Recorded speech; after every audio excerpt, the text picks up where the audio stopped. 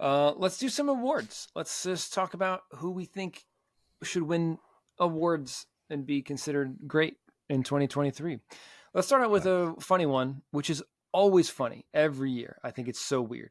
MMA Pundit of the Year. Pundit of the Year. Other than the two of you gentlemen, who I think should win every year. You guys should split it, the two of you, every year with your great insights. Mark,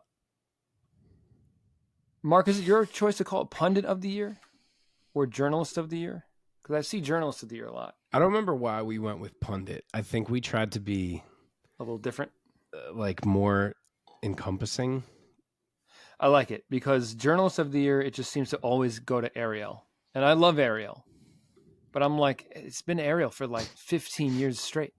Yeah, but you can't make it somebody else because you don't want it to be Ariel anymore. Exactly. But he's also, I don't really think of Ariel as a journalist anymore. I mean, he's just got his own show. Well, he's certainly a pundit. So what are you doing right now? Certainly a pundit.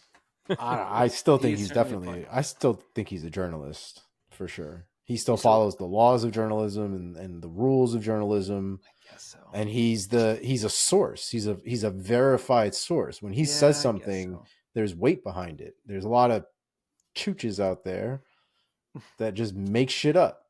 And, that's not journalism either. So, well, this is true. And I do not say that to mean that as a dig against Ariel. I just feel like he's taken his platform and his celebrity that he has in the MMA world, and he's running with it. And he has his own show. He's a host. Yeah. Anyway, enough about that. Who do you guys think is the pundit of the year? Who was your favorite? Oh. Yeah, I mean it's Ariel for me too. Like you said, like you can't give it to anyone else, which like it almost feels like there's no reason to give this award out because it's just the Ariel Helwani award. But I will give a shout out to my man Dan Hardy, who I always love. I love that. The dude's breakdowns are absolutely incredible. If you're not familiar with the War Room on his YouTube page, you should get familiar. Guy absolutely knows his shit. And he's getting more and more shine lately through his affiliation with PFL, and they're kind of letting him become a face of MMA again, like he was once on track to do for the UFC before everything went south there. But he's getting a bit of a foothold as a voice again, I would say. So I'm happy to see that, and he would be my kind of second shout here, aside from the obvious winner, which is Ariel. I'd agree with that, actually. I do love his takes. There was one point where Robin Black used to do breakdowns, and he was fantastic too, but he doesn't do them anymore as much. It seems like Robin Black kind of faded away a little bit. I think he's just getting older, man. He's been doing it for a long time. Yeah. You know who else had an enormous year? Now that I'm thinking about it, what is this girl's name that does all the interviews, and she's always with Sean Strickland? She's the Nina something. Nina somebody. Yeah. Dude, she's had a great year, but she doesn't give me anything of value. So she does not. But to her credit, that girl has exploded. I don't know. She's a hustler, dog. She was with Strickland at the right time, and obviously their personalities match in a way that's kind of like charming, and you want to kind of watch their interactions, and maybe that's, I guess, what initially gave her that push. But my God, how she ran with it! I mean, she is everywhere. She's also it doesn't hurt that she's gorgeous. So she's very pretty. She is. It doesn't hurt. I mean, it's of course. Yeah. There's a whole thing that she does with who's the one that does the desk now? Now I can't remember her name. Senko. She's relatively Laura Senko. She did a TikTok with Laura Senko about the expectation of girls in jiu-jitsu versus the reality. And they like played the sexy hot girl thing out, and like it works for her, man. She plays into her strengths, and she's funny. She's got good interviews, and she's always down for a laugh. But she's journalist, definitely influencer than for sure. I don't want to say she has a character, but like she kind of has that little act of like being. She has a persona. She's definitely like a persona, like a shtick almost. Yes. Yeah, she knows what she's doing. It's not. She's got her thing. Sorry. I shouldn't say she's like like the schmo. That's a shtick. Oh, well, yeah. That's she has a bad her avenue shtick of what is working, and that is what she's doing. Yes. Yeah. Awesome. I didn't know who to pick for this. I always put just like Ariel ? Luke Thomas ? I don't know. I always appreciate a Luke Thomas take. You do. Yeah, more than me. Let's move on to referee of the year. Mark? I thought there were a good handful of refs that were pretty solid this year. Like, I feel like in other years, there's usually a good handful of guys who I'm like, he fucked this one up, he fucked this one up. There were certainly judges who fucked a lot of things up this year, but I thought that Goddard had a pretty solid year. I thought Mark Smith had a solid year. I thought Herb Dean had a solid year. But for all three of those dudes, I can remember one moment where it was kind of rough and I didn't love how they handled it. And the only guy who I can't remember a single moment of feeling that way is Jason Herzog. Oh, yeah. So that is why my answer this year is Jason Herzog. I feel like I've gotten away from Herzog because he's just so good. He's the Ariel Helwani of refereeing. I went Mark Smith last year, but yeah, I'm back to I'm going Mark Smith again this year because I just he's a maybe because it's more of like a recency bias. Like he seems like a newer face in the refereeing stable, and I just appreciate his solid work and his command of the ring. It's like a really appropriate level of authority that he has in the cage. I feel. Agree. Yeah. But man, yeah, you guys know I always fucking love Jason Herzog in the cage. Omar, what do you think? I have been talking about Jason Herzog, I feel like, for years. People have not necessarily given him credit, I feel like, the way that I have in the past. I'm going to stick with Jason Herzog. I feel like I chose him last year. I would say, though, that I've not always had the best take of Mark Smith, but I really did enjoy him this year. I thought he was on top of his shit this year. So, okay, breakout fighter of the year. Here. Wait, Mike, I think you skipped coach. Oh yeah, coach of the year. Oh man, all right, gotta wait for breakout fighter. Coach of the year. Omar, you take it first this time. Coach of the year for me, I gave it to Eric Nixick. There's a lot of coaches that are out there, but he had a hell of a year, man. He helped Ngannou kind of navigate all of this crazy shit, got him into that boxing match with Fury, arguably helped him at least get to a point where people believed that he won that fight, or at least gave him a good run for his money. And apparently made the biggest amount of money that he's ever made in his life, to the point that it changed his life. So it's hard not to give that man his flowers in 2023. I too had Eric Nixick. Wow. I thought that was just going to be me, to be honest. No, man. I mean, to your point, like what he's done with Francis. I mean, I feel like coaches to a large extent have to be judged on not on their own results, but on their fighters' results. So in a certain sense, the success of a coach is a little bit out of their own hands, because the fighters got to go out and fight the fights.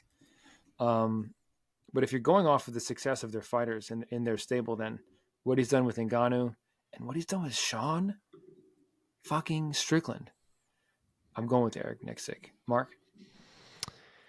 Yeah, so we're unanimous, which is funny because almost everywhere that I have seen, not like it's whatever, I've seen maybe 3 different sites awards that I've seen in these past couple weeks, it's always been Mike Brown, which I totally get.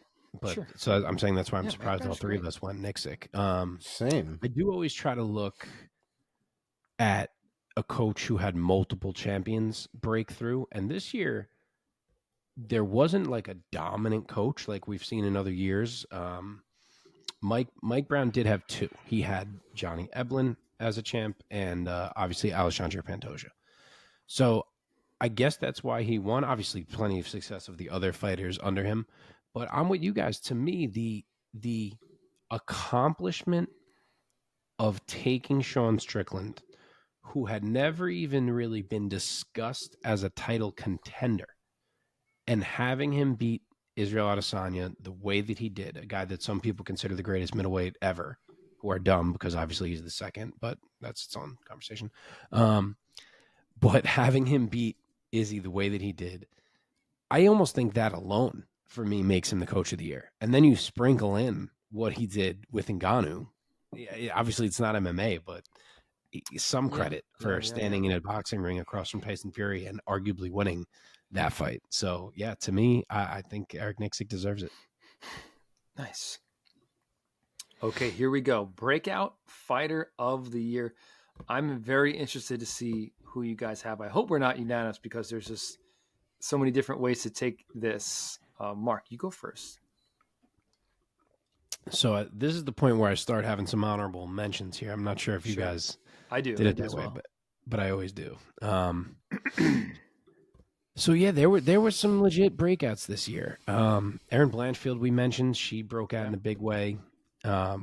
Alexa Grasso broke out from the pack to become champion and knocked off Valentina Shevchenko, which is huge.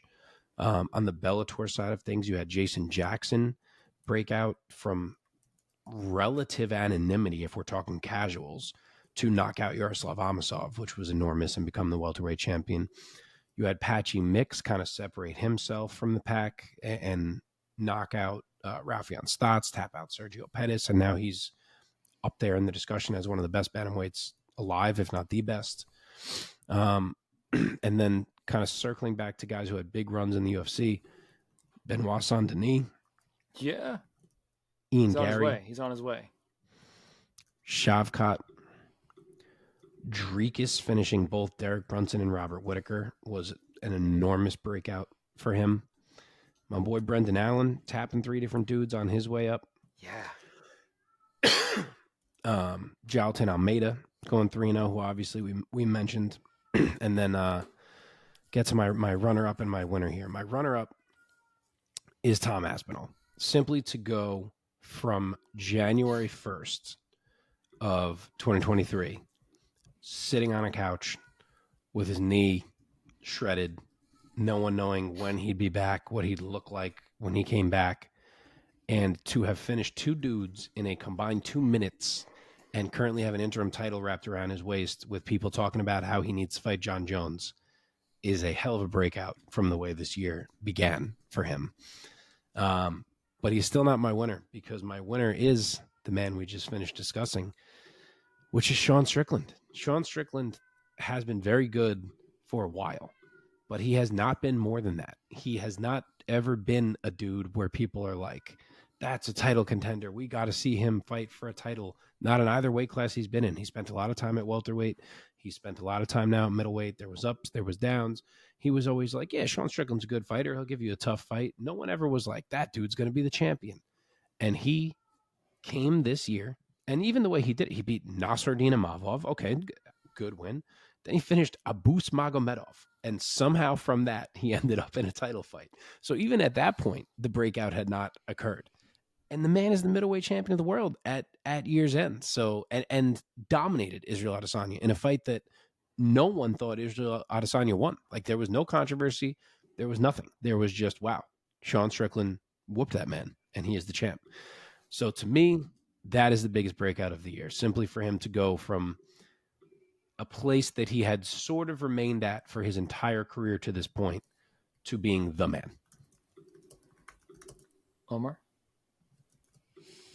I was actually going in the Sean Strickland route as well. Wow. But he's also in another one of my categories as well. Here's the thing about Sean Strickland, and I think Mark kind of summed it up relatively well, is I think he broke out.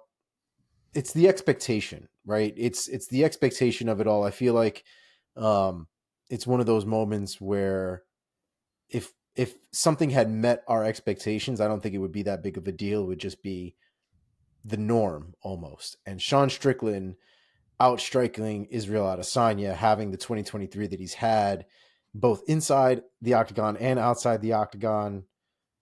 I mean, I don't even like Sean Strickland like that, but you can't deny that the dude has had one hell of a 2023. It might not even get better for him from here, but 2023, that was the year of Sean Strickland as far as I'm concerned.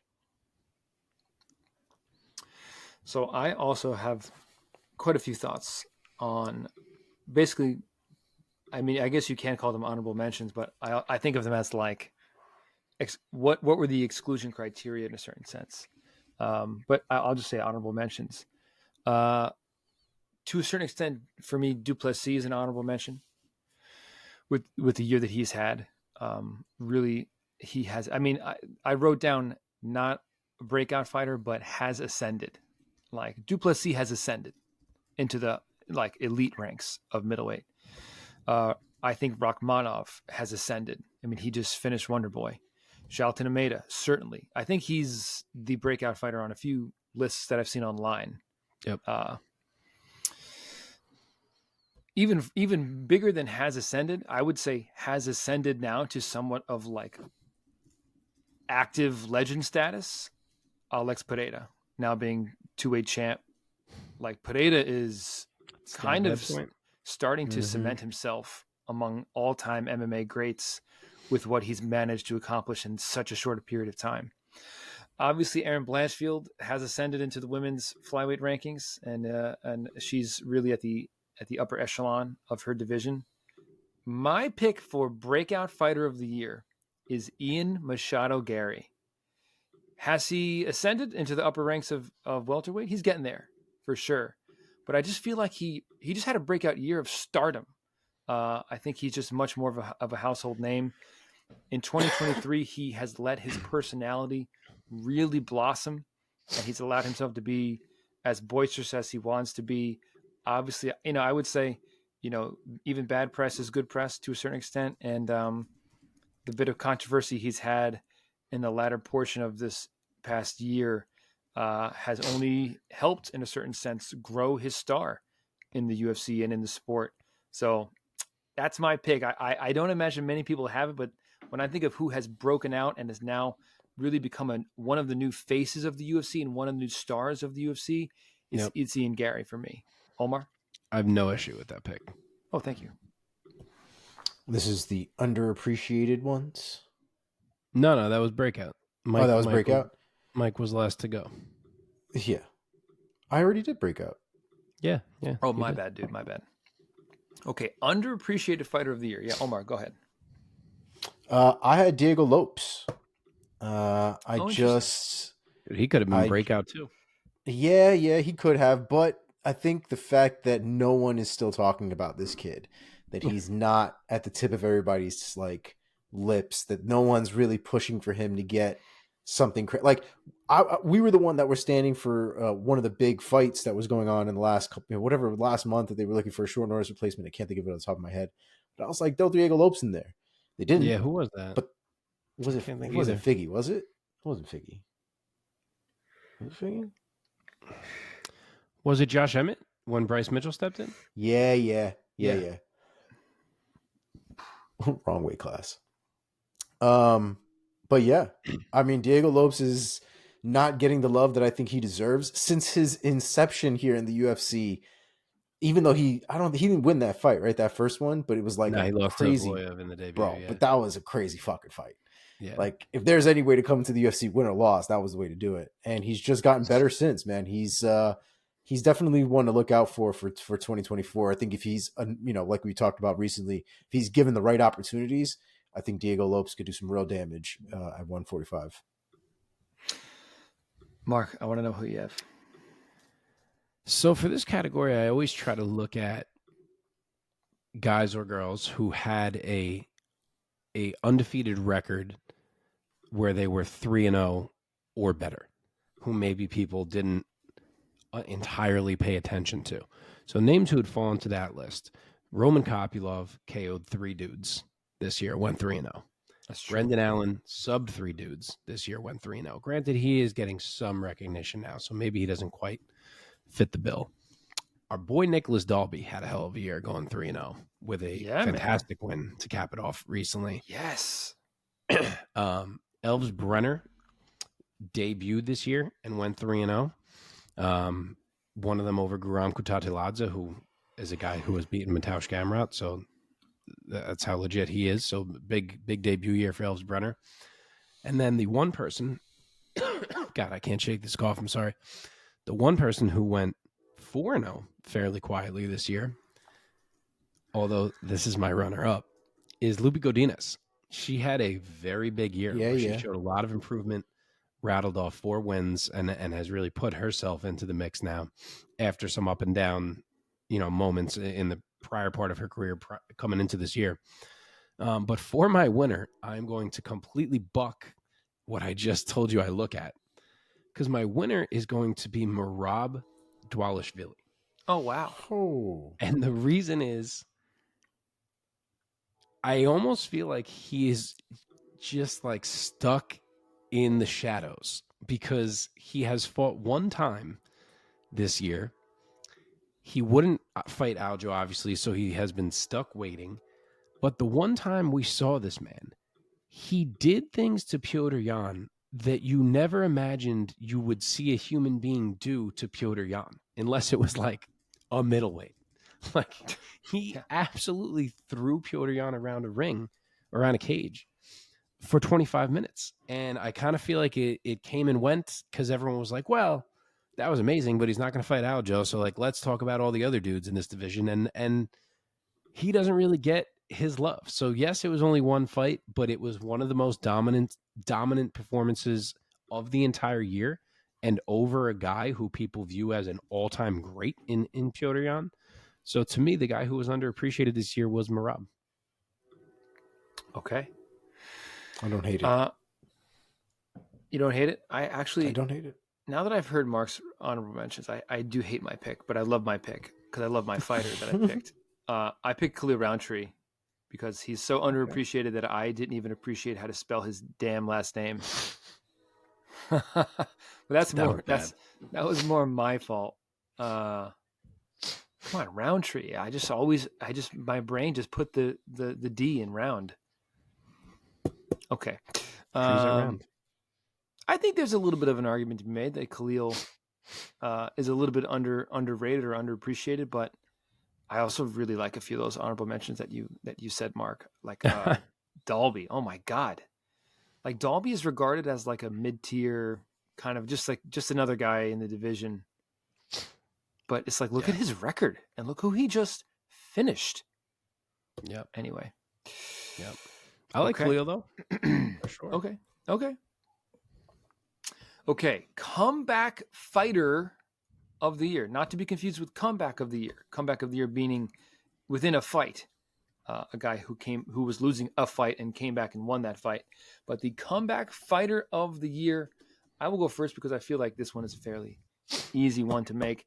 How can it not be Tom Aspinall to come back from what was a horrific looking knee injury in the opening moments, the opening seconds of his fight against Curtis Blades in 2022, in summer of 2022, out for a year, comes back in the summer of 2023, knocks out Tybura, and then comes back in the fall and knocks out Sergey Pavlovich in, what was it, a minute? Was it 60 seconds or 90 seconds or something?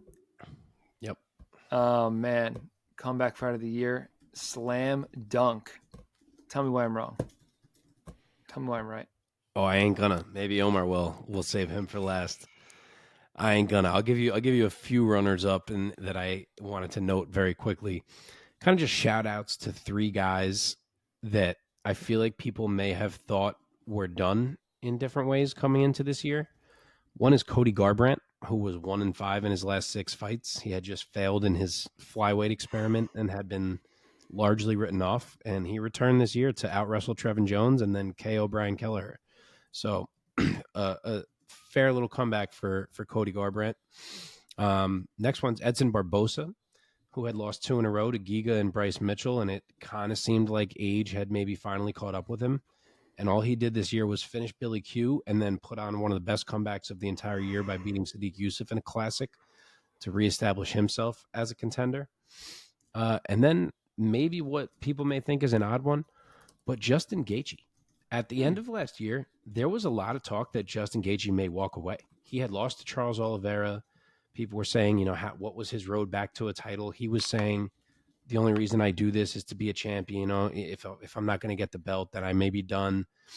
And instead of walking away, he came back to beat Rafael Fiziev and then knock out Dustin Poirier to avenge a loss, become the BMF champ, and likely earn another shot at the belt. So all three of those guys, I feel like, really had big bounce back years, following up what they had gone through in 2022. And then when I first started thinking about this in my head, I was like, there's a very obvious winner here. It's Tatiana Suarez. She hadn't fought since 2019, sick, injuries, returned this year, picked up right where she left off, tapping two girls, right on the verge of a title shot. But she is my runner-up because, as Mike said, it is a very obvious answer. I don't see how you go any other way than Tom Aspinall. I kind of already said this a couple awards ago, but to go from tearing your knee apart and not knowing when you were going to fight to being a man that is on the tips of everyone's tongues who they can't wait to see fight John Jones, not possible to make a better comeback than that. Yeah, man. Omar, your piece. We're unanimous. It is Tom Aspinall. I mean, the reality is the man exploded his knee. Again, we go back to the expectations. I didn't expect him to come back at all in 2023, let alone as quickly as he did. And then to top it all off, ending the year out as probably the appropriate heavyweight champ. Who knows what John Jones and Stipe and whatever that show is at this point. It doesn't even really seem like we're in the same timeline here. It's like two parallel fucking lines of the heavyweight division at this point, none of which I think are ever going to actually intersect. But Aspinall did it, man. Aspinall did something that is very, very difficult to do. Ask Dominic Cruz. Dominic Cruz took however the hell long to get his knees back in order after a failed attempt here, rough surgery there, re-pulling shit here. It's not easy to come back from those injuries and look the same, one, but look better is even more difficult to do. And Tom Aspinall looked fucking amazing. So, Tom Aspinall. Love it. Okay. Comeback of the year. Within a fight, comeback of the year. Omar, staying with you, give us your comeback in a fight of the year. So I feel like there were some good ones this year, but the one that kept coming in my head just because of the arm break, Dan Hooker versus Jalen Turner. You can't tell me that this man fought with a broken arm for rounds, won that fight, and that's not a comeback. After getting his ass semi-handed to him in that first round, he didn't come back and win that fight with no controversy attached to it whatsoever. That fight is crazy to me. Dan Hooker versus Jalen Turner. I feel better because that's my answer too. And in my head, I was like, I don't know if that's the right answer, but it's the one that I want to give. So yeah. I'm glad you gave it as well. I feel like comeback is hard because I feel like there is probably an amazing one that I'm just completely forgetting. Ones I did remember are, I mentioned a few minutes ago, Edson Barbosa's, which I considered, which was unbelievable. And then the other one was fairly recently, which was Rodolfo Bellator when he fought Ihor Potieria, if you remember that one, where he was just getting drubbed on and just somehow never got hurt during any of it and ended up putting Potieria out. So that one I almost picked. But the Dan Hooker one, it's just the way that it all happened. Like, it was just a personal favorite comeback of mine. Like the fact that he was so clearly outgunned, or at least looking outgunned in the start of that fight, and getting hurt, and then in the second still getting hurt, dropped in the second, and just said, it's like these kind of fights we talk about where he was like, I have one way to win this fight, and it is to make this into an absolute dogfight and show that I'm the bigger dog, because technique for technique and size for size, speed for speed, whatever you want to say, I'm getting smoked right now. And that's what he was able to do. He was able to gut it out through the broken arm, through pushes that still came from Jalen Turner, again in the second, again in the third as that fight went on. And he was just like, no, I am going to walk this man down and I'm going to make sure I take this thing. And that's what he did. So to me, that's the one that sticks in my head. For me, that was my runner-up. And my number one was Barbosa's comeback against Sadiq. Yeah. Totally yeah, fair. yeah. To be basically knocked out on his feet in the first round. I don't know how he stayed on his feet I mean, at one point I was like, he is out on his feet, and I thought that fight could have and maybe should have been stopped. It was close. The ref he swallowed his whistle, man. He just swallowed his whistle, and he let Barboza just hang in there by a thread. Poor Sadiq, man. Barboza survives the first round, and then just in a very veteran-like way, man, he just went to work for the rest of the fight. The rest of the that was a 5-round fight, was it not? Yeah. Oh yeah. Yep. Yeah, it was a main event. And he put it on Sadiq for the rest of the fight, and he almost finished Sadiq. Yep. I really wish that he got to finish, but I remember he just didn't have enough. I think he fell into Sadiq. He followed him to the ground, and I was like, that's it. He's not gonna finish him. But he was just too exhausted, man. But what a fucking comeback that was. It was one of those fights where it's just like, that's why you watch, man. That's why you watch. Yes, for sure. Okay, submission win of the year. I will go first, and my pick is partly the submission, but sometimes the submission win of the year or even the knockout of the year can be influenced by the gravity of the moment or the stakes. And for me, it was Alexa Grasso submitting Valentina Shevchenko for the title with that face crank. But again, it wasn't just the face crank itself. It was that whole sequence. It was the timing of Shevchenko's spinning heel kick and Shevchenko jumping on her back right away. Grasso, I believe, was losing that fight almost the whole way, mainly on points because Shevchenko is just too good of a kickboxer, and perfectly timed. And it was just a sequence written in the stars. And the moment after Shevchenko tapped and Grasso on her back just put her hands up in celebration. Great sub, great moment. What do you guys say? Mark? Omar, do you just have one?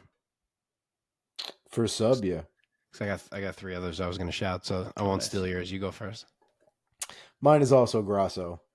It has. I mean, for me, it has to be. It's. I didn't think Shevchenko was going to lose ever, let alone losing the way that she did. Making a small mistake and having Grasso prepared to 100% capitalize on it. It was beautiful. It's a thing of beauty. Probably something that's never going to happen again. You're probably not going to see something like that happen again. And it was amazing that it happened at all. So for me, it was Grasso. When Grasso lets go and you see the pink indent. That's what I'm Valentina's waiting face. for someone to say here. God, yeah. And it wasn't right. I mean, that is a good point. It wasn't even a choke, right? It was a neck crank. Yeah. We're unanimous, boys. I'll circle back to Grasso. I will give a quick shout out to three other people. For technique, I loved Davy Grant's reverse triangle of Rafael Assunção when Assunção shot the legs and Davy Grant just kind of fell over the top and somehow locked up a reverse triangle in the process. Not something that you see every day. I loved that submission. For sheer what the fuckness, Shavkat Rakhmonov just bullying Jeff Neal and standing rear naked bulldog choking him, whatever you want to call it. And for dominance, John Jones coming up to heavyweight. Yeah. And we haven't even mentioned him much tonight. Walking through Cyril Gahn and tapping him out to become the heavyweight champion. So all three of those were very significant in different ways. But the one that kind of had it all is Alexa Grasso. Just because of what it meant, the way that it came in that fight, that she was probably down, and the way that she took the back so instantly, as you said, and then add in that Valentina had never been tapped before in her career. That's huge to win the title. And then just that visual of her letting go, half of Valentina's face being white, of all the blood being drained from it. I mean, that whole moment was too much for me to pass on. That is my sub of the year. Nice.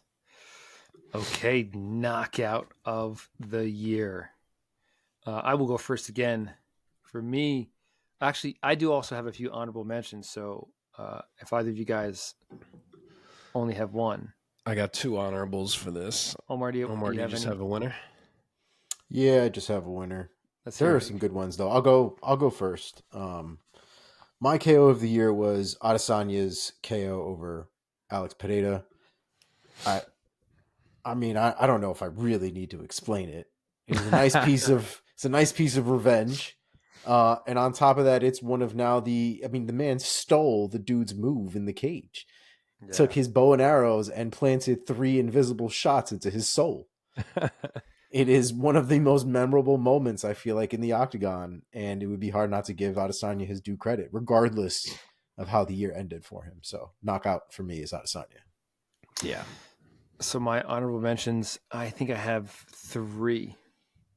The first one is one that just recently happened. Josh Emmett knocking out Bryce Mitchell in one of the scariest overhand. If he's righty, I think it's an overhand right. That just looked bad for a minute there. I mean, Bryce Mitchell looked bad on the ground. So that was just for the knockout itself. He gets the honorable mention. Knockout plus the stakes. Honorable mention definitely goes to Tom Aspinall knocking out Sergey Pavlovich. The stakes of the moment, Pavlovich being the boogeyman that he is, and what Aspinall was able to accomplish in that first round. Nothing short of incredible. And then also honorable mention, I forgot that this one was this in 2023. Derek Lewis flying knee against Rogerio de Lima, followed up with some ground strikes to put him out. Just some vintage Derek Lewis there. But of course, for me, I agree with Omar. The knockout of the year just has to be Israel Adesanya knocking out Alex Pereira in their trilogy fight. Right? Trilogy? I don't know. I lost count. It was the knockout itself, how he did it, how that fight had been going, the backdrop of their first fight and their entire relationship up to that point, the fact that in their last fight, Pereira got the finish over Izzy in the way that he did, not without some controversy, of course. And of course, the celebration. Like Omar said, stealing his kind of signature move and turning it into a taunt with the bow and arrow. I mean, one of the most memorable knockouts, finishes, and moments that we will remember in this sport. Mark? Yeah, we're going to be unanimous again here. I'll give you my other shout outs quick. I'm always a sucker for a spinning wheel kick, and Sadabusi's knockout of Shane Mitchell was absolute filth. Justin Gaethje, just for the setup, the suddenness in the middle of such a high stakes fight, the significance of winning that rematch, his head kick knockout of Dustin Poirier, Josh Emmett, as you said, because he killed a man in the octagon, or so it seemed. But yeah, my answer is Izzy because of everything you guys already said. You guys nailed it. Just the way he suckered Pereira in, what that fight meant, the revenge, the way that he put him out, the 3 arrow celebration, which was iconic. I mean, all of it. And I may talk about this more as we go on here, so I'll leave it there. I did not include Gaethje finishing Poirier just for the fact that that knockout made me really sad. I was like, no. I mean, honestly, I would have been sad if either one of them got knocked out. Same, though. Yeah, man. Okay. Fight of the year. I'll go first again. I don't have any honorable mentions, but... Me neither. Oh, really? That's so funny. Yeah. For a fight on a whole, there probably could be a few honorable mentions. I mean, of course there are. Oh, yeah, for sure there could be. But what this fight represented is again, I already said this once tonight, it's why you watch, and it's to see a smaller man try to overcome something. And in this fight, he did not end up doing it, but still he kind of proved something, and that was Makhachev versus Volkanovski 1. And it was just, when was it? It was earlier in 2023. It was in the spring, I think. It was just a complete fight overall. It was action-packed. I mean, my palms were sweaty. My heart was racing the whole time. You had those moments of Volkanovski with Makhachev on his back and Volkanovski just like still taunting him and roaring and like trying and just throwing the strikes behind his head. And he's like, "Is that all you got?" kind of thing. And it was just gives you goosebumps, man. Yep. Omar, what about you? Mine was actually Moreno versus Pantoja 3. Wow. I couldn't stop yelling at that TV. It was a great fight. You could see Moreno at one point was hurt, but he was making adjustments. He was fighting through it. It was a wild fight, man. It was everything that you want out of a title fight. It was everything that you want out of a flyweight fight. It was great. It was great. It's one of my favorite fights of the whole year. Nice, man. Mark? Yeah, that fight was awesome for sure. I don't know why I didn't put honorables here. I think I just felt like none of them were close to what Islam and Volk was. So I was like, I'm not going to put any of these. But that would have been on there. And also the that Aldana and Hossa fight that happened recently was great. And then PFL just popped into my head since I mentioned Sada Bousi, and I realized I forgot about that Shane Burgos Clay Collard fight, which was a fucking awesome fight. But my answer is Islam and Volk.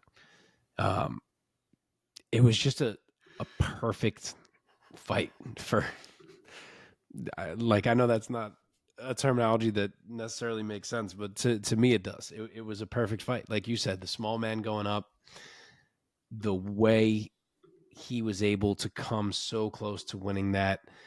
They each had their moments in the fight, the skill on display, as you said, the moments of Volk just like showing how unfazed he was and talking shit in the fight when so many people thought he was going to get run over.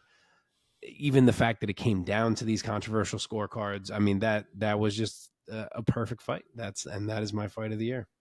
And it's a shame that we got a second one and gave us absolutely none of that, unfortunately, but them's the breaks. Them's the breaks, man. Them's the breaks. All right. 2 more. First up, we have Fighter of the Year. Omar, would you like to go first? I will do Fighter of the Year, and his name is Sean Strickland. Sean Strickland, like I said before, has had a hell of a 2023. I'm not even a huge Sean Strickland fan, but he's had a crazy year, man. It is definitely the year of Sean Strickland. Outstruck one of the greatest strikers we've seen in the UFC. Made it look relatively easy, if we're being completely honest. And had a crazy had wins in that year as it was overall. No one thought he was even going to get a title shot at that point. And not only did he won. So it's hard to deny Sean Strickland his flowers there. I will go next, and I have to agree. I mean, I had a hard time. I almost felt like there wasn't a clear winner. Totally agree. For Fighter of the Year, because a mix between active or activity, stakes of their fights. So I kind of settled on Sean Strickland, but I didn't feel like there was one person who it was just like a slam dunk pick. I hate to diminish Sean Strickland because he has had a hell of a year. He fought 3 times in 2023. He went 3-0 for the year. He defeated Imavov, Abus Magomedov, and then got his shot at the title against Adesanya, and obviously made the most of it. Best night of his life, best night of his career. I shouldn't say of his life. That's not for me to say, but just tremendous stuff. Makhachev only fought twice. Leon Edwards only fought twice. A big honorable mention for me, Alexa Grasso, because she defeated, she knocked Valentina off of her throne, which gets huge points. But then the rematch ended in a draw, and it was only 2 fights in the year. John Bones Jones comes back after a long layoff and just happens to win the heavyweight title, and that's like cementing himself as the greatest of all time, at least for now. But he only fought once.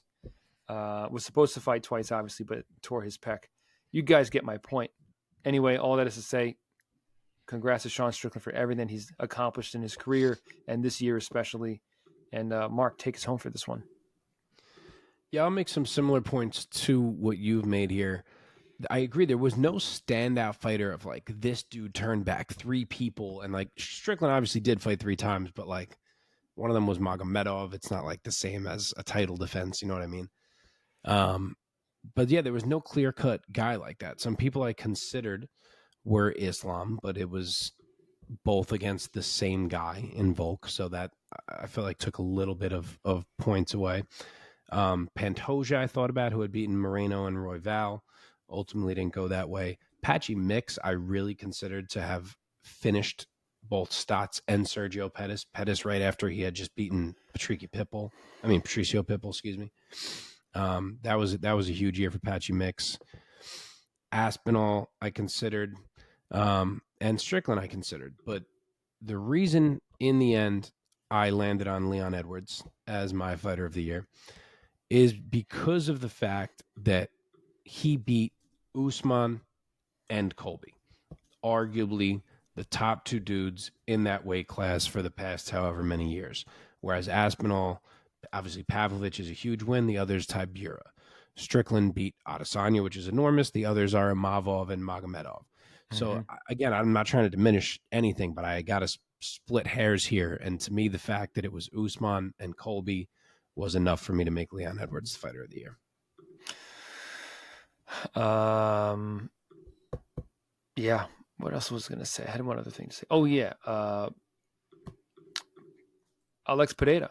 Huge year, but obviously with what he accomplished at the end of the year. But in the beginning of the year, he has a knockout loss.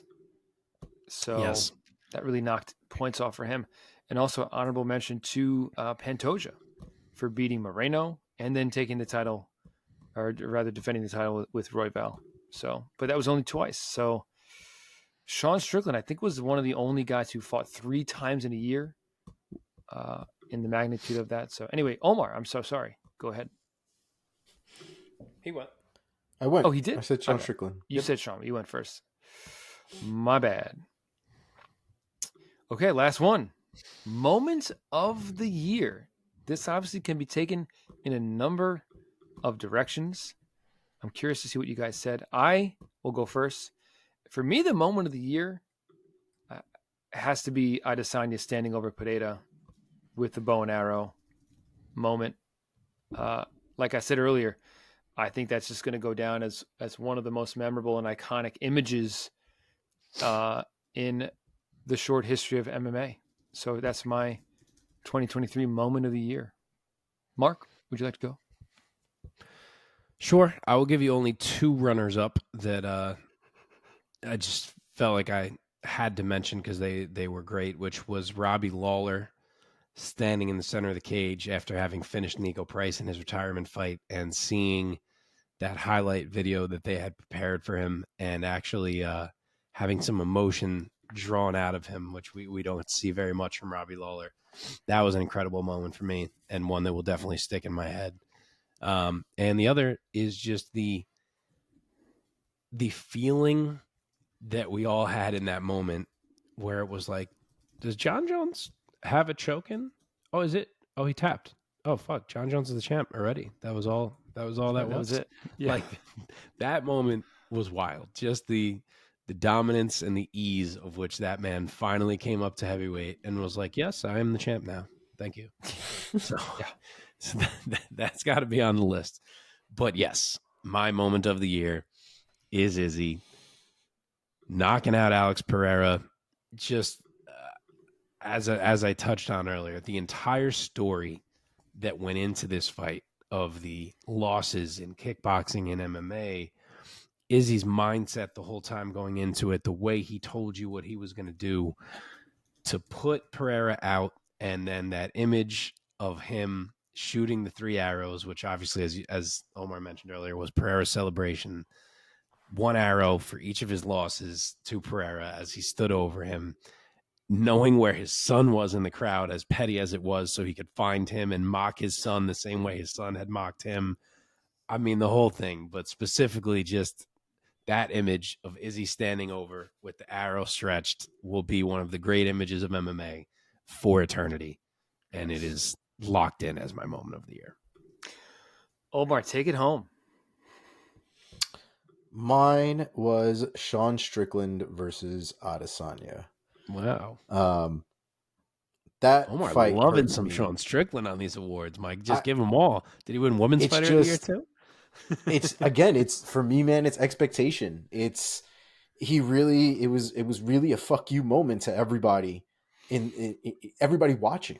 Right? So Nobody gave you're Sean saying Strickland really the whole fight is the moment to you. the whole thing. The whole thing, because every round was just more and more ridiculous.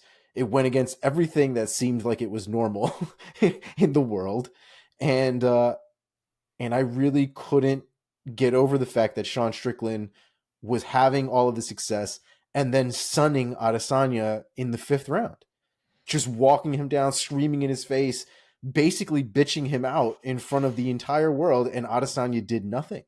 That's the moment of that fight. Maybe that's the moment. In my head is the walking down yelling at the end where it was crazy. Yo, he did it. He did this shit. And he knows he did it. Yeah. And he could do nothing about it. Like Izzy was like a deer in headlights. It was the craziest thing, man. Yeah. Sean Strickland, like I said, man, it was the year of Sean Strickland. I'm not even a Sean Strickland fan. You will not see me standing for Sean Strickland on a regular basis. But fair is fair. You're an MMA fan. You're an MMA fan. Fair is fair. I was there for this, man. It was a moment I'm not gonna forget. It's true. Yeah, dude, and it might all be over so quickly. Fights Dricus in a few weeks. Yeah, and he could easily lose that belt. Yeah, Dricus is a fucking tank, man. Yeah, that's all right, boys. Well, we did it.